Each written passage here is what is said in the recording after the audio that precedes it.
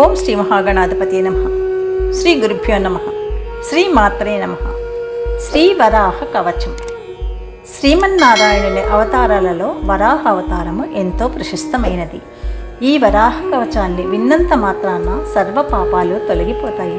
నిత్యం పుష్కరిణిలో స్నానం చేసిన ఫలితం లభిస్తుంది. ఆది వ్యాధి పీడలు, గ్రహ పీడలు దూరం అవుతాయి. క్షయ, కుష్ఠరోగాల నుండి విముక్తి లభిస్తుంది. శత్రుపీడలు ఉండవు. సకల సంపదలు లభించడమే కాకుండా సర్వరోగ ప్రశమనం కూడా ఉంటుంది. ఇలా ఎన్నో విధాలైన ప్రయోజనాలను చేకూర్చే ఈ వరాహ కవచం ఎంతో ఉత్తమమైనదని పెద్దలు చెప్తున్నారు. శుభమస్తు. మీరు మొదటిసారిగా నా ఛానల్ చూస్తున్నట్టయితే మీరు సబ్స్క్రైబ్ చేసుకుని అందరికీ షేర్ చేసి సహకరించండి. నా ఛానల్లో ఆల్రెడీ వివిధ స్తోత్రాలు చేసి పెట్టాను. వాటిని విని భగవంతుని కృపకు పాత్రలు కండి. వివిధ రకాల ప్రయోజనాలను పొందండి. Thank you.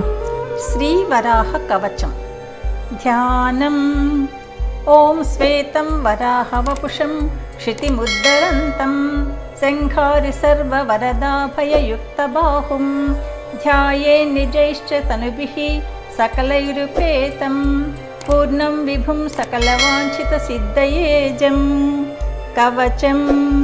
వరాహః పూర్వతః పాతు దక్షిణే దండకాంతకः హిరణ్యాక్షహరः పాతు పశ్చిమే గదయాయుతः ఉత్తరే భూమిహృత్పాతు అధస్తాద్వాయువాహనः ఊర్ధ్వం పాతు హృషీకేశో దిగ్విదిక్షు గదాధరः ప్రాతః పాతు ప్రజానాథः కల్పకృత్సంగమేవతు మధ్యాహ్నే వజ్రకేశస్తు సాయాహ్నే సర్వపూజితः ప్రదోషే పాతు పద్మాక్షో రాత్రౌ రాజీవలోచనः నిశీంద్రగర్వః పాతు పాతూషः పరమేశ్వరः అటవ్యామగ్రజः పాతు గమనే గరుడాసనः స్థలే పాతు మహాతేజాः జలే పాత్వవనీపతిः గృహే పాతు గృహాధ్యక్షः పద్మనాభः పురోవతు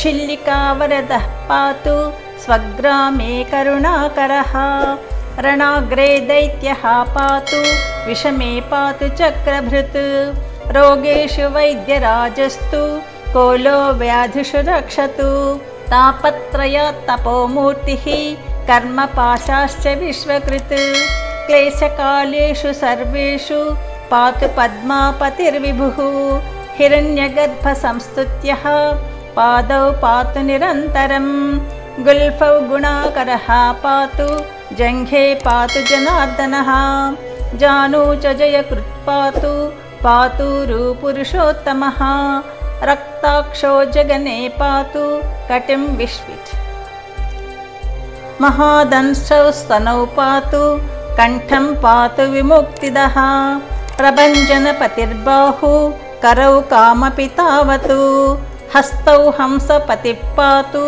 పాతు సర్వాంగులిర్హరిః సర్వాంగశ్చిబుకం పాతు పాత్వోష్ఠౌ కాలనేమిః ముఖం తు మధుః పాతు దంతాన్ దామోదరోవతు నాసికామవ్యయః పాతు నేత్రే సూర్యేందులోచనः ఫాలం కర్మఫలాధ్యక్షः పాతు కర్ణౌ మహారథः శేషశాయీ శిరః పాతు కేశాన్ పాతు నిరామయः సర్వాంగం పాతు సర్వేషः సదా పాతు సతీశ్వరः ఇతీదం కవచం పుణ్యం వరాహస్య మహాత్మనः యః పఠేత్ శృణుయాద్వాపి తస్య మృత్యుర్వినశ్యతి తం నమస్యంతి భూతాని భీతాః సాంజలిపాణయః రాజదస్యు భయం నాస్తి రాజ్యభ్రంశో న జాయతే యన్నామస్మరణత్ భీతా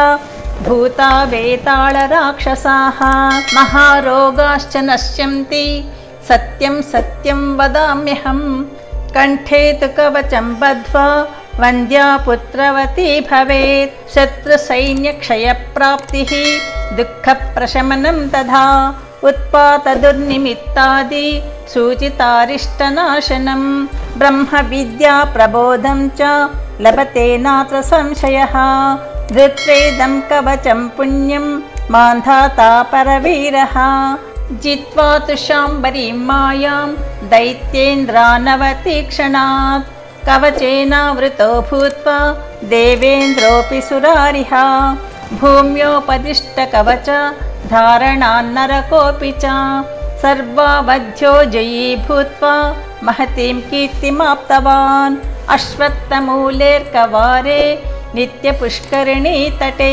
वराहकवचं जप्त्वा शतवारं पठेद्यदि अपूर्वराज्यसम्प्राप्तिं नष्टस्य पुनरागमं लभते नात्र सन्देहः सत्यमेतन्मयोदितं जप्त्वा वराहमन्त्रं तु लक्षमेकं निरन्तरं दशांशं तर्पणं होमं पायसेन घृतेन च कुर्वन् त्रिकालसन्ध्यासु कवचेनावृतो यदि भूमण्डलाधिपत्यं च लभते नात्र संशयः इदमुक्तं मया देवी गोपनीयं दुरात्मनां वराहकवचं पुण्यं संसारार्णवतारकं महापातककोटिघ्नं भुक्तिमुक्तिफलप्रदं वाच्यं पुत्राय शिष्याय सद्वृत्ताय सुधीमते। श्रीसूतः इति पत्युर्वचः श्रुत्वा देवी सन्तुष्टमानसा विनायकगुहौ पुत्रौ प्रपेदे द्वौ सुरार्चितौ कवचस्य प्रभावेन लोकमाता च पार्वती इदं शृणुयान्नित्यं यो वा पठति नित्यशः समुक्तः सर्वपापेभ्यो विष्णुलोके महीयते इति श्रीवराहकवचं सम्पूर्णम्। यदक्षरपदभ्रष्टं मात्राहीनं तु यद्भवेत् तत्सर्वं क्षम्यतां देव नारायण नमोऽस्तु ते। सर्वं श्रीकृष्णार्पणमस्तु।